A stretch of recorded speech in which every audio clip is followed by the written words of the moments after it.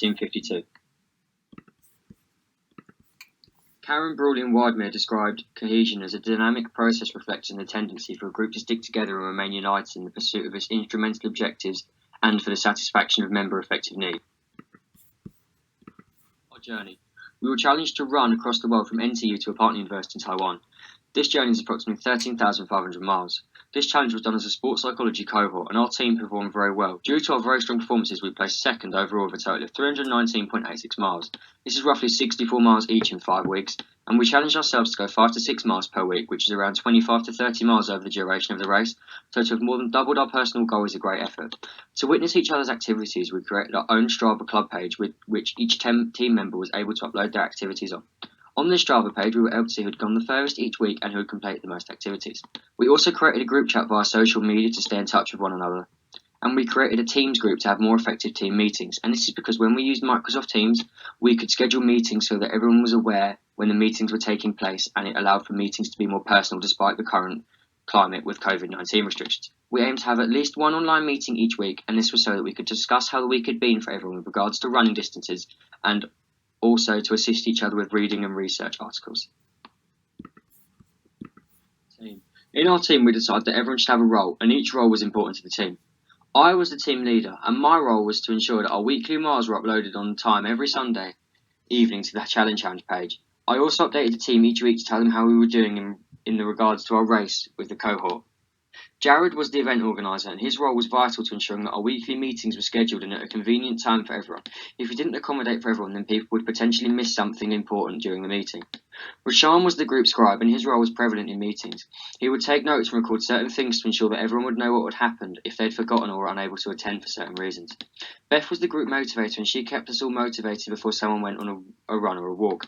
She also kept us motivating when people were isolating with COVID-19, which also kept morale high.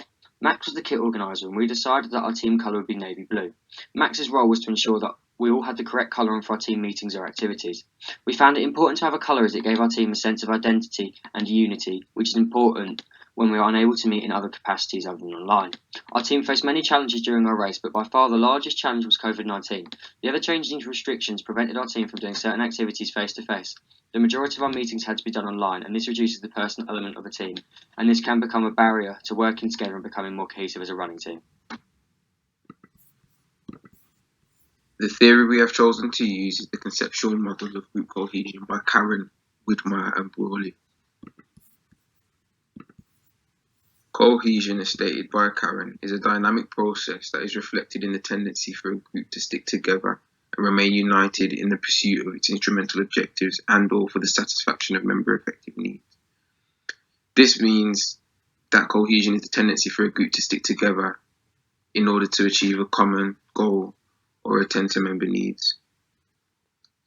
Karen's model at the basic level has two compartments, task and social cohesion. Task cohesion is where the members of the team or group come together in order to achieve a common goal. An example of this would be a football team coming together to try and win the league title. Social cohesion, on the other hand, is defined as the interpersonal factor that attracts group members to the group. In other words, what attracts members to the group socially. The model also has two other categories, which are group integration and individual attractions. The group integration category represents the closeness, similarity, and binding within the group, in the group as a whole. In other words, this is how integrated the team members perceive their group to be, how united they think they are as a team. The individual attractions category, however, represents how the individual members feel towards their group and what attracts them to their group. The final model of group cohesion combined the task and social cohesion aspects of the model that we previously looked at to the group integration and individual attraction to the group aspects of the model.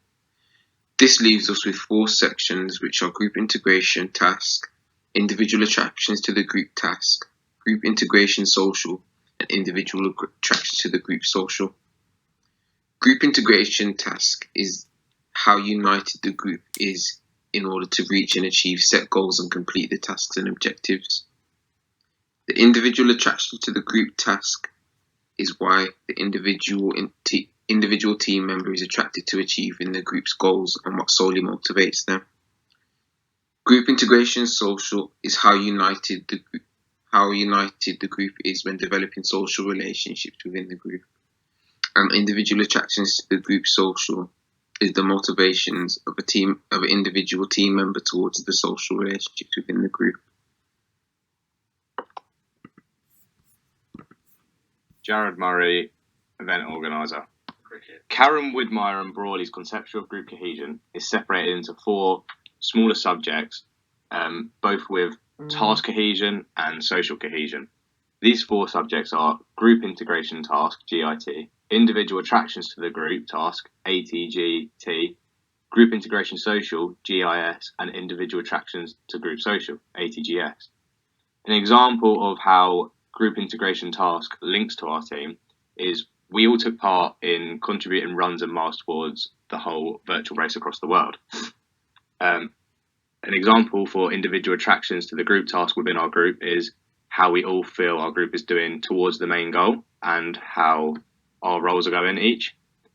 An example of group integration social, so how we socially related to it as a group, is we all interact with each other through our social events and by means on social medias, and we all just keep a good cohesive bond.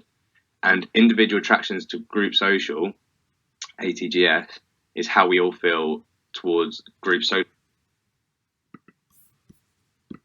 The GEQ is a group environment questionnaire.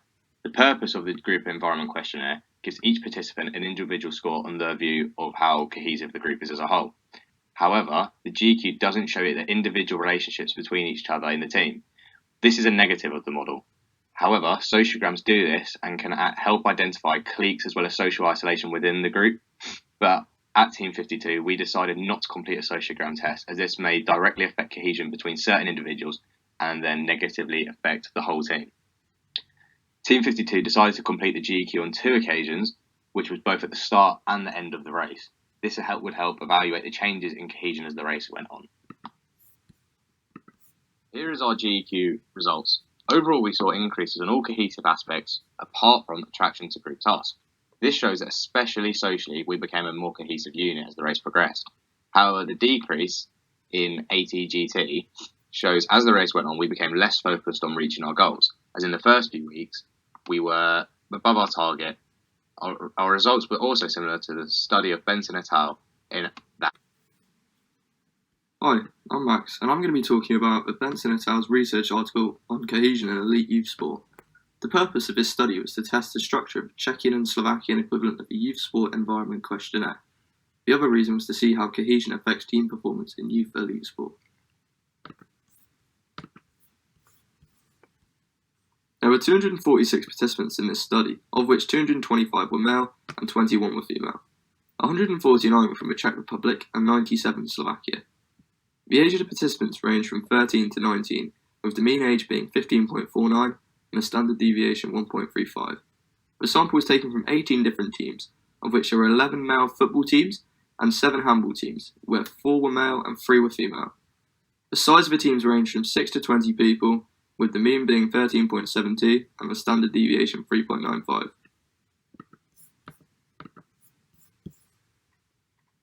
At time point 1, the Youth Sport Environment Questionnaire was used to assess cohesion for validation purposes. After identifying a problematic issue in both versions, a 17-item version was used at both time points 2 and 3. An index of team performance was calculated based on the points earned throughout the season. In football, UEFA designate 3 points for a win, 1 for a draw, and none for a loss. And in handball, the EHF designate 2 points for a win, 1 point for a draw, and again none for a loss. From this, a formula is calculated based on a points per game basis. As shown on the slides, it's calculated by total points gained divided by total points available and turned into a percentage by being multiplied by 100. Time point 2 results were excluded from the time point 3 results, so it allowed comparison.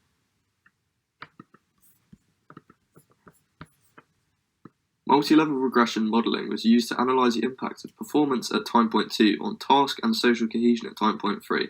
It measures how performance influences task and social cohesion at a later time. Regression analysis was used the opposite way, to see how cohesion affected performance.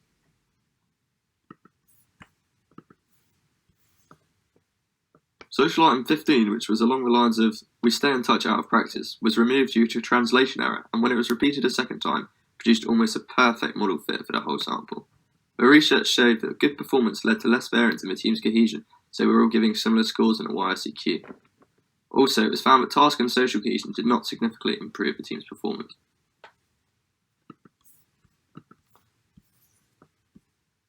In conclusion, the team's performance contributes to the team's task cohesion. Improved task and social cohesion, however, didn't show an improvement in the team's performance. This suggests that the cohesion-performance relationship may not be bidirectional for youths, whereas it may prove to be so in adults.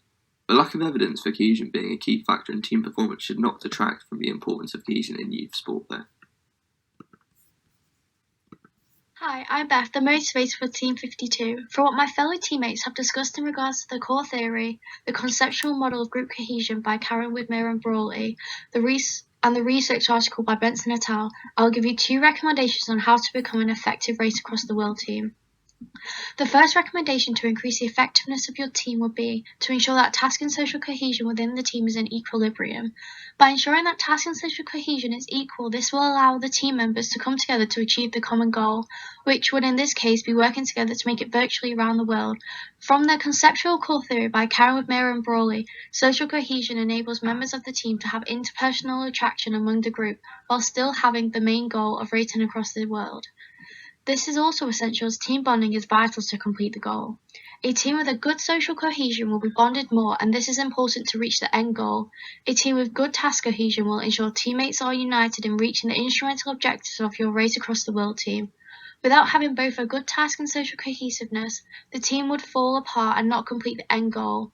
If the whole team doesn't have the same end target, then the goal won't be met and the team won't be cohesive. Furthermore, the second recommendation to increase the effectiveness of your team would be that the team as a whole should communicate effectively to one another.